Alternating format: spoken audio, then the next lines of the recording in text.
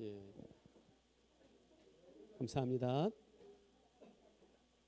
연초에 제가 세월이 빨리 지나간다고 이 자리에서 이야기하면서 크리스마스도 곧 올 것 같아요 그랬더니 여러분들이 빵 터졌어요. 그죠? 우리가 다 함께 웃었어요 그때. 근데 여러분 벌써 크리스마스 음악회를 준비할 시간이 되었어요.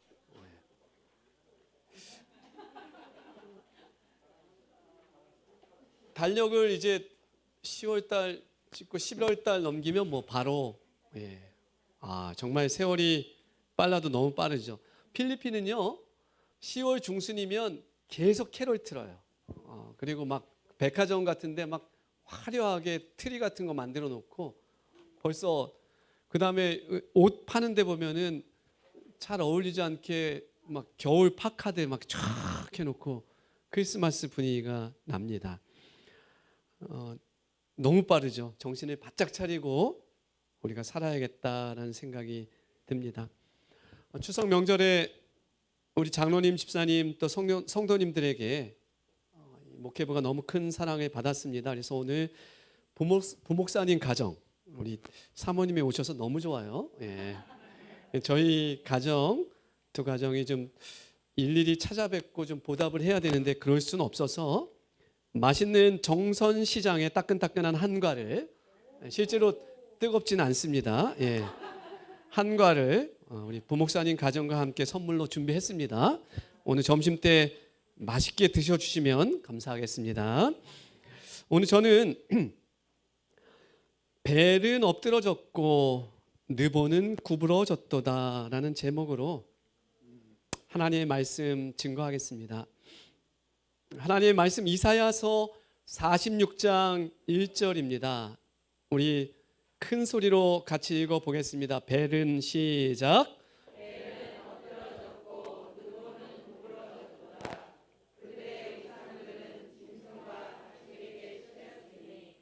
너희가 떠매고 다니던 그것들이 피곤한 짐승의 무거운 짐이 되었도다.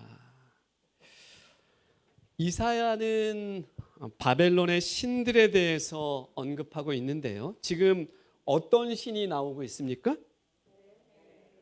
벨과 느보. 벨과 느보. 그들을 어떻게 했다고 그래요? 그들을 떠매고 다녔대요. 떠매고 다녔다. 그러니까 쳐들어 어깨에 걸쳐서 아주 귀하게 여기고 다녔다. 벨과 느보를. 이런 벨은 벨이에요. 마르둑 주라는 뜻이에요. 바벨론의 수호신이죠. 마르둑. 이게 벨. 마르둑이 이 바벨론에서 얼마나 대단한 신이었냐면 신년 축제 행사 기간이 되면 이 바벨론 왕들은 마르둑의 양손을 붙잡고서 한 해 동안 다스릴 왕권을 받습니다. 마르둑 신. 마치 떠오르는 풍경이 있나요? 미국의 대통령들이 임기 시작 전에 성경책에 선서하듯이. 누구예요?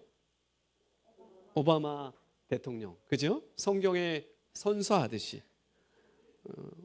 심지어는 누구도? 트럼프도.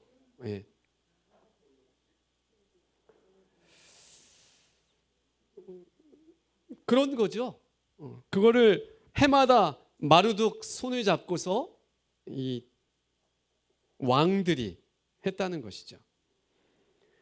이 벨이란 이름은 벨드사살, 벨사살 여기 사용되었죠. 벨사살 왕 할 때도. 이 아람어인데요. 히브리어는 우리에게 익숙해요. 이 마르둑 벨이라는 이 신이 히브리어로 말하면 어떤 신일까요? 어떤 신이요? 바알 맞습니다. 바알입니다. 바알. 바알이 벨이에요. 바알 신이. 또 다른 한 신이 나오죠. 느보. 이 바벨론의 대표 신 중에 하나인데요. 이 신은 지혜와 문학의 신이고 마루득의 아들로 여겨진 신이에요. 이 이름을 따서 우리가 아는 한 왕의 누구죠? 예, 느보. 근데 느부갓네살, 느부갓네살, 나보 폴라사르, 예, 그렇게 이름에 사용될 정도의 신인 거죠. 이 당시의 왕의 이름에 집어넣는. 그런데 세상의 존경을 한 몸에 받던 이 우상들이, 이 신들이 어떻게 되었다고 말씀은 기록해요? 어떻게 되었다? 이렇게 되었죠. 다시 한번 이사야 46장 1절입니다. 다 같이 읽어보겠습니다. 바빌론의 시작. 바빌론의 우상인 벨과 느보를 짐승들이 싣고 간다. 그 우상들은 실어 날라야 할 무거운 짐이며 짐승들을 지치게 하는 것일 뿐이다. 뭐래요? 짐승들이 싣고 가게 됐고 무거운 짐덩인데 사람뿐만 아니라 누구도 힘들게 만들어? 싣고 가는 짐승까지도 힘들게 만들어. 무겁긴 얼마나 무거운지 돌덩이가 아주 그냥. 짐승도 힘들게 만든다. 여러분, 이사야는 당시 다수의 사람들이 진짜 따르고 숭배한 이 우상에 대해서 아주 거침없이 시원하게 기록하고 있는 것입니다. 46장 2절은 더 나아가죠. 그들은 시작. 그들은 일제히 엎드러졌으므로 그 짐을 구하여 내지 못하고 자기들도 잡혀갔느니라. BC 689년 사네립이 바벨론을 파괴했을 때 이 마르둑 신상, 바알 신상은 전리품 중 하나로 아수르로 이렇게 옮겨가게 되었어요. 바벨론 신들 중 최고의 신인데 결국은 사람뿐만 아니라 끌고 가는 짐승조차도 힘들게 하면서 끌려갔다.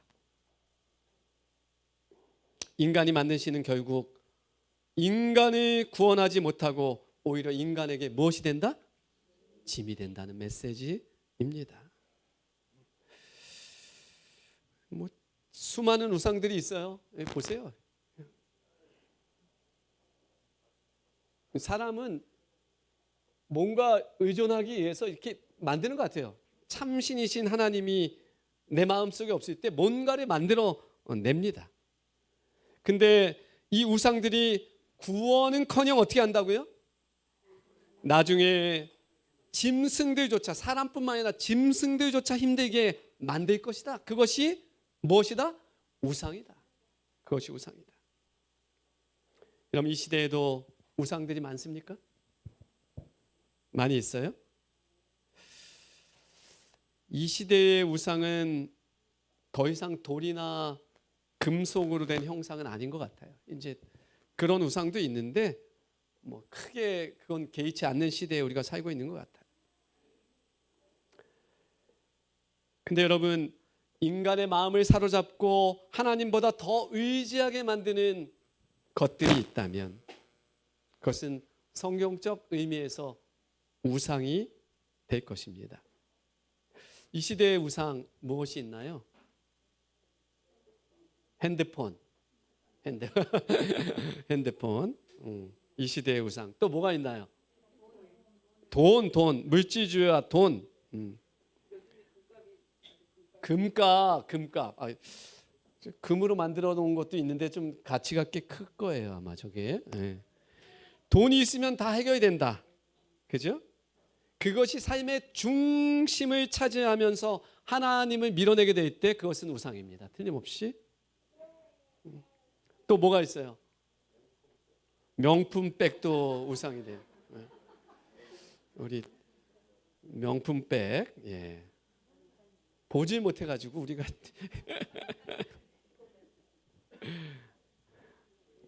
SNS, 여러분 왜 수많은 사람들이 거기에 매달리는 것 같아요? 어떤 타인의 인정, 그 다음에 자기 성취가 최고의 가치로 여겨지는 것 같아요. 그러니까 그렇게 되면 하나님이 아닌 내가 내 삶의 주인이다라고 말하게 되죠. 그러면 우상이죠. 현대 벨과 느보는 좋아요 수라고 말해요. 유튜브 좋아요, 예, 좋아요 수. 과학기술, 인공지능, 생명과학, 의학 발전. 여러분, 인간이 근데 그것으로 모든 것이 미래는 해결될 것이다 라고 믿는 순간 그것은 하나님의 자리를 차지하는 우상이 되는 것이죠. 쾌락. 이 시대에 요즘에는 이 TV에서 예전엔 많이 먹는 것을 보여줬어요. 많이 먹는 것을. 그죠? 막 젊은 친구들이, 여리여리한 친구들이 많은 양을 먹는 것을 보여줬는데 좀 달라졌더라고요. 요즘엔 아주 조금 더 세련되게 맛있는 것들을 맛있게 먹는 모습으로 좀 바뀌어 가더라고요. 근데 어떤 그런 감각적 만족, 쾌락, 그런 어떤 문화, 내가 즐거우면 끝이다, 내가 하고 싶은 대로 하면 다 오케이다. 결국 자기 자신을 뭘로 만드는 형태예요? 하나님이 계셔야 할 장소에 두는 형태가 되는 거예요. 쾌락도 우상이죠. 여러분, 이사야 46장 7절인데요. 큰 소리로 한번 우리 읽어보겠습니다. 그것을 시작.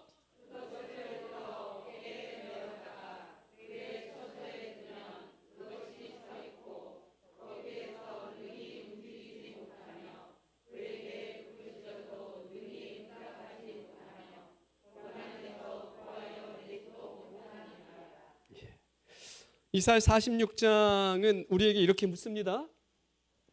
너의 어깨에 메어다가 처소에 둔 우상은 무엇이냐? 여러분, 어깨에 메어다가 처소에 둔 우상이 우리도 있나요? 그리고 또 묻습니다. 그것이 결국 너를 구원하겠느냐? 핸드폰이 여러분을 구원하겠습니까? 좋아요 수가 1000만이 되면 그것이 여러분을 구원합니까? 맛있는 것을 그렇게 그냥 많이 먹으면 그것이 여러분들을 구원합니까? 어깨에 정성껏 메어서 우리의 처소에 둔 우상은 무엇입니까? 오래전 하나님께서는 우상에 대해 아주 분명하게 말씀하셨어요. 어떻게 말씀하셨어요? 이렇게 말씀하셨어요. 너희는 우상을 만들지 마라. 위로 하늘에 있는 것이나 아래로 땅에 있는 것이나 땅 아래 물속에 있는 것의 어떠한 모양도 만들지 마라. 5절입니다. 시작. 십계명의 몇 번째 계명입니까? 몇 번째요? 각자 이렇게 질문하니까 확 막히죠. 그죠? 두 번째 계명입니다. 십계명의 두 번째 계명. 얼마나 중요한 위치에 있는 계명인지요. 부조와 선지자는 이렇게 표현하는데요. 우리 청년들이 한번 큰 소리로 읽어보시겠습니까? 영원하신 하나님을 시작.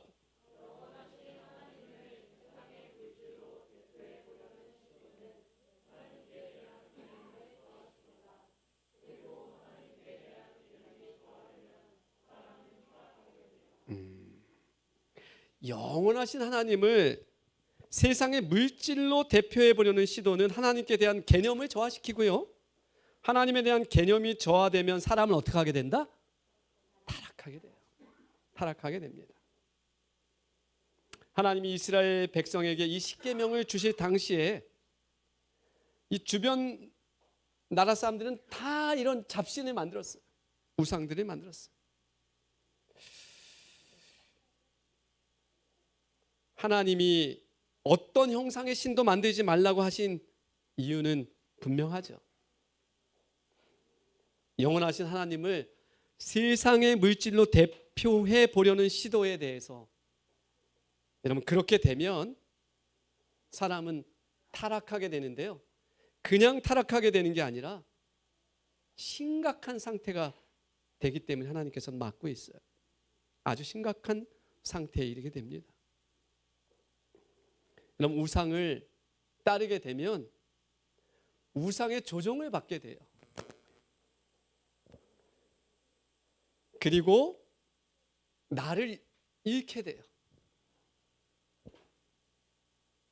하나님께서는 십계명의 두 번째 계명에 분명하게 말씀하고 있는 것이죠. 오스트리아의 이 콘라드 로렌츠라는 동물학자가 있습니다. 회색 거위 알을 이분이 두 부류로 나누어서 부화를 시켰어요. 한 그룹은 어미가 부화를 시켰고 또 한 그룹은 인공 부화기에 부화를 시켰어요, 여러분. 근데 어미에게서 부화된 거위들이 부화되자마자 누구를 따라다녀요? 즉시 엄마를 따라다녀요. 근데 인공 부화기에서 부화된 이 아이들이 어미가 없고 대신 이 콘라드 박사가 있었어요. 이렇게 쳐다보면서. 그랬더니 부화된 거위들이 처음으로 본 사람이 누구야? 콘라드예요. 누구를 따라다녀요? 그 이후로 이렇게 따라다니는 거예요. 콘라드 박사를 자기 엄마인 줄 알고 따라다니는 겁니다. 그래서 부화된 거위가 처음 본 사물을 어미로 인식하고 따라다니는 현상을 이 콘라드 박사가 이름 붙이기를 이렇게 임프린팅이라고 했어요. 각인이다, 각인. 각인.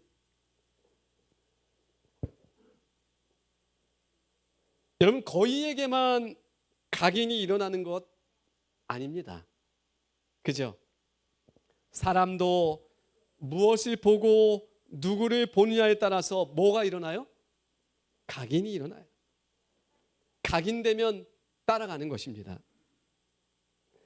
근데 사람이 생명의 시효자이신 사랑의 하나님을 따르지 않고요, 세상의 헛된 것을 신처럼 쫓아다닐 때 세상의 헛된 것이 어느덧 우리 삶에 각인되어서 우상이 되어 있는 것을 깨닫게 될 것입니다. 두려운 일이에요. 우상을 섬기지 말라. 심지어는 어디 있는 거야 이게? 어느 나라에 있어요? 브라질에 있는 리오데 자네이로. 높이가 몇 미터? 38m. 이 벌린 팔만 해도, 이 예수의 동상 이 벌린 팔만 해도 28m래. 28m. 어마어마한 동상입니다. 이 동상은 축복의 손을 벌린 채 시가지를 이렇게 내려다보고 있어요. 얼마나 자비로운 모습인지 몰라요. 예수님의 형상이에요. 근데 여러분, 이 동상이 예수님의 자비를 다 표현할 수 있을까요? 없을까요? 없어요. 다 표현할 수가 없습니다. 사람이 최고의 아름다움으로 하나님의 형상을 만들지라도 하나님을 다 표현할 수 없어요. 오히려 이 모양 자체도 하나님에 대한 개념을 저하시킨다 라고 볼 수 있어요. 그리고 저걸 따르면 타락할 수 있다는 거예요. 그게 우상의 무서운 점. 어떤 사람들은 저 밑에 가서 빌고 또 빌죠.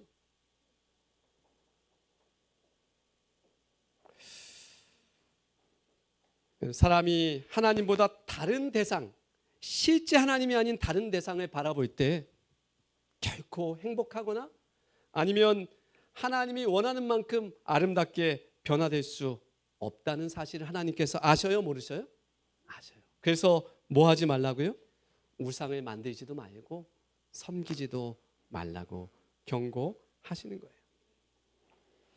이사야의 기록 이후에 100년의 시간이 흘렀을 때 금으로 된 거대한 우상이 한 곳에 세워졌어요. 그렇죠? 여러분 잘 아는 우상이죠? 어디에 나옵니까? 다니엘 3장에 나오는 우상이에요.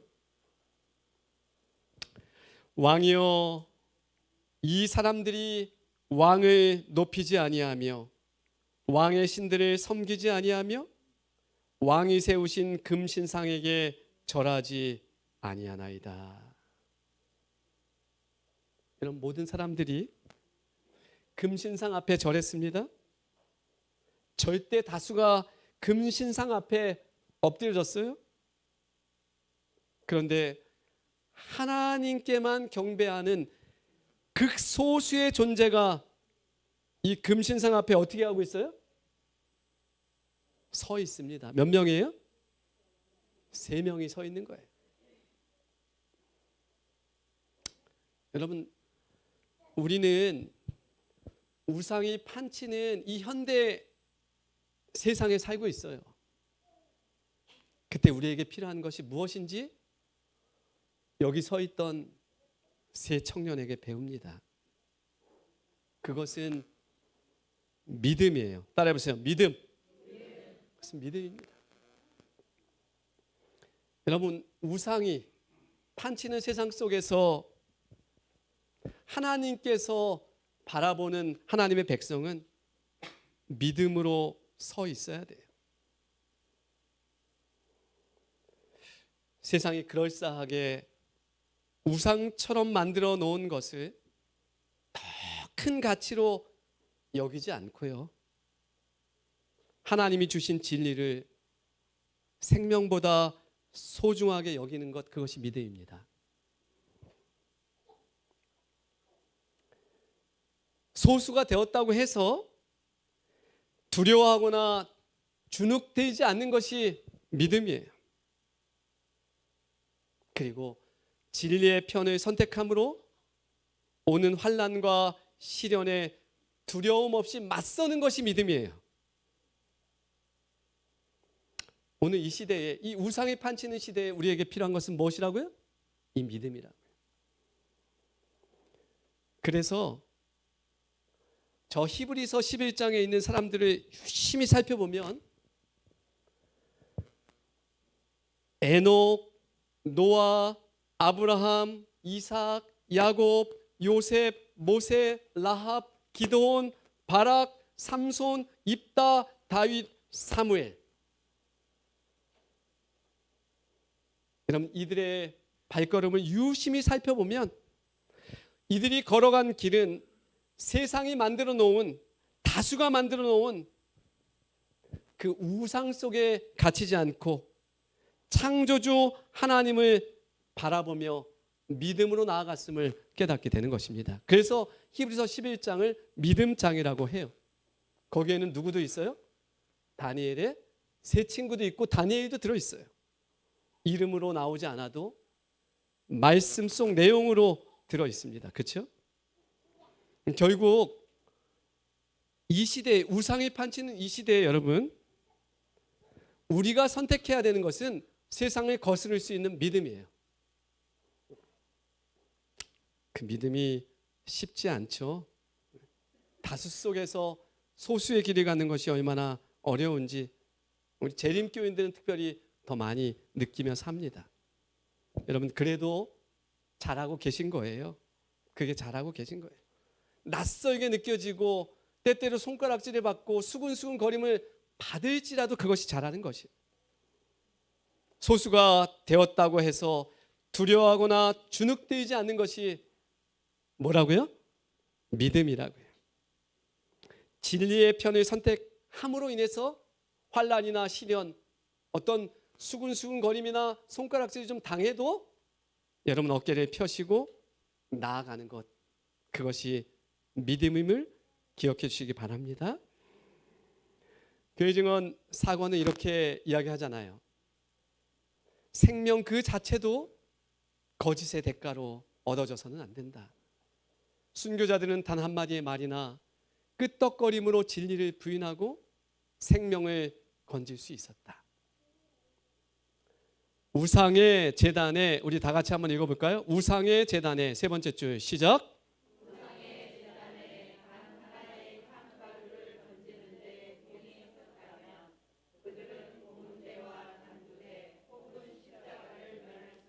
네.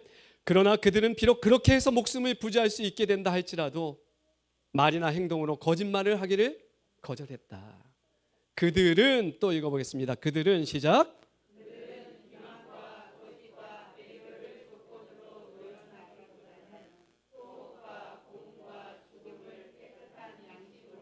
네. 충성심과 그리스도를 믿는 믿음으로 그들은 흠없는 두루마기와 보석이 박힌 면류관을 얻었다. 마지막 부분이요. 그들이 시작.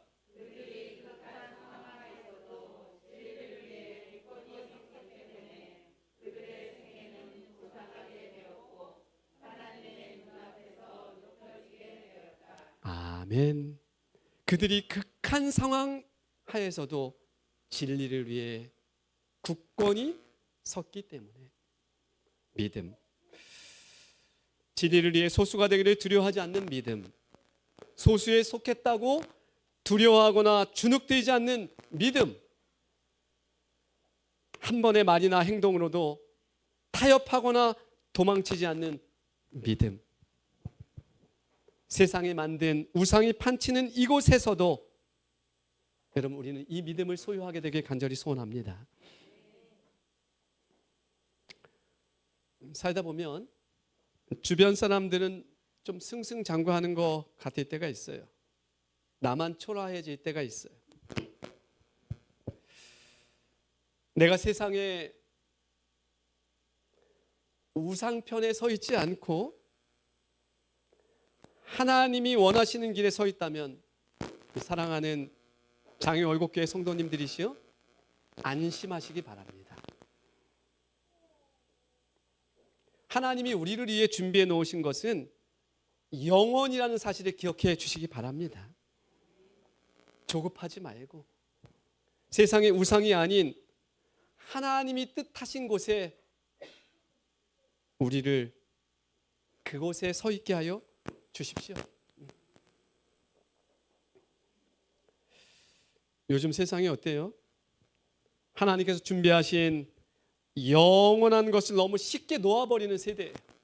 너무 쉽게 놓아버리는 세대. 세상의 것을 얻으려고 그냥 다수가 가니까 너무 쉽게 우리의 믿음을, 하나님을 향한 우리의 마음까지도 포기하는 시대에 우리가 서 있습니다. 여러분, 하나님은 그렇게 우상으로 가득 찬 이 세상에 서 있는 우리에게 이렇게 말씀하셔요.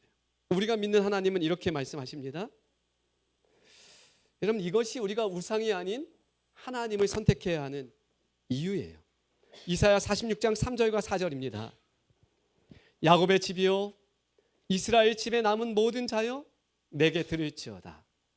배에서 태어남으로부터 내게 안겼고 태에서 남으로부터 내게 업힌 너희여. 4절 다 같이 읽습니다. 큰 소리로 읽겠습니다. 너희가 시작.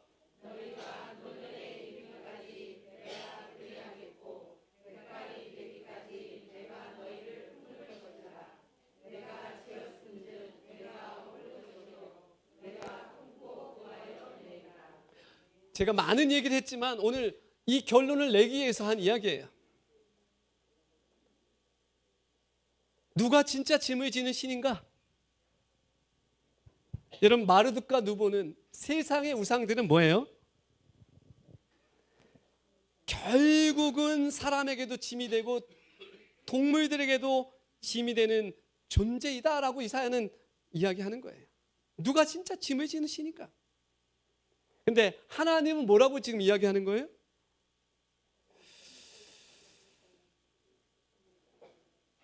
안고 업고 품고 결국은 구원하시는 살아계신 하나님이시다. 아멘.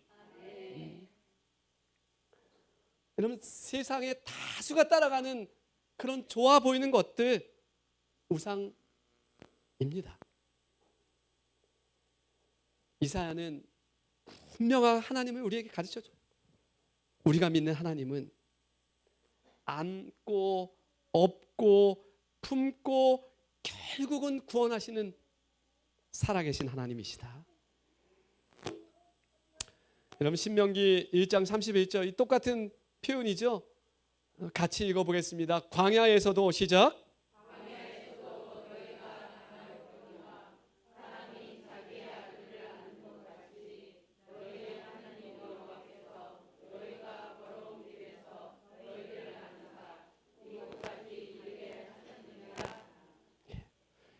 광야길에서 하나님은 백성들을 어떻게 하셨다고 해요? 안고 가셨다고 이야기합니다. 안고. 근데 사실은 그 광야에 있는 사람들은 뭐라고 이야기해요? 고기도 안 주고 물도 안 나오고 뱀도 나와. 우린 죽을 고생했다라고 이야기하죠. 하나님은 근데 뭐라고 이야기해요? 안았다라고 이야기해요. 안았다. 어떻게 안으셨다고요? 신명기 8장 4절은 이렇게 기록합니다. 이 40년 동안에 다 같이 읽어보겠습니다. 시작. 내 의복이 헤어지지 아니하였고 내 발이 부르트지 아니하였느니라. 여러분 하나님이 이스라엘 백성을 안으셨나요? 그들이 지들이 잘나서 건강해서 지발로 그렇게 아프지 않고 걸었던 것 같지만 결국은 누가 안아서? 하나님이 안고 계셔서 그 발이 40년의 방황에도 부르트지 않았다. 안기고 엎혀서 사는 장애월곡교회 성도들이시요, 살아계신 하나님의 돌보심을 분명히 깨닫게 되길 바랍니다. 우리가 지금 이렇게 숨쉬며 살아있는 것, 하나님께서 우리를 안고 품고 업고 계시기 때문임을 기억하시기 바랍니다. 어떻게 우상이 들어올 수 있겠어요? 어떻게 우상이 들어옵니까? 그 자리. 어떻게 우상을 하나님보다 더 앞에 둘 수 있겠습니까? 우리가 그 하나님을 제대로 만난다면.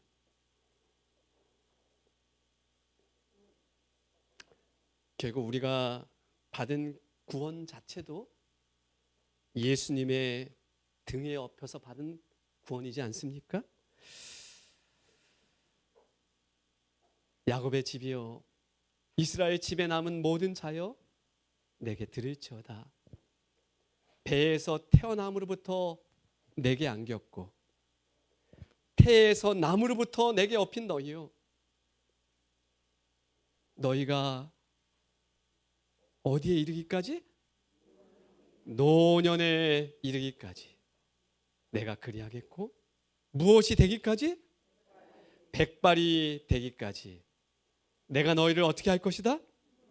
품을 것이다. 내가 지었은즉 내가 업을 것이요, 내가 품고 내가 구하여 내리라. 아멘. 여러분 어디 우상이 들어올 자리가 있습니까? 우리 좋으신 하나님 품에 꼭 안겨서 주께서 준비한 회복의 나라에 다 함께 서게 되길 간절히 바랍니다. 다 함께 일어나셔서 찬미하겠습니다.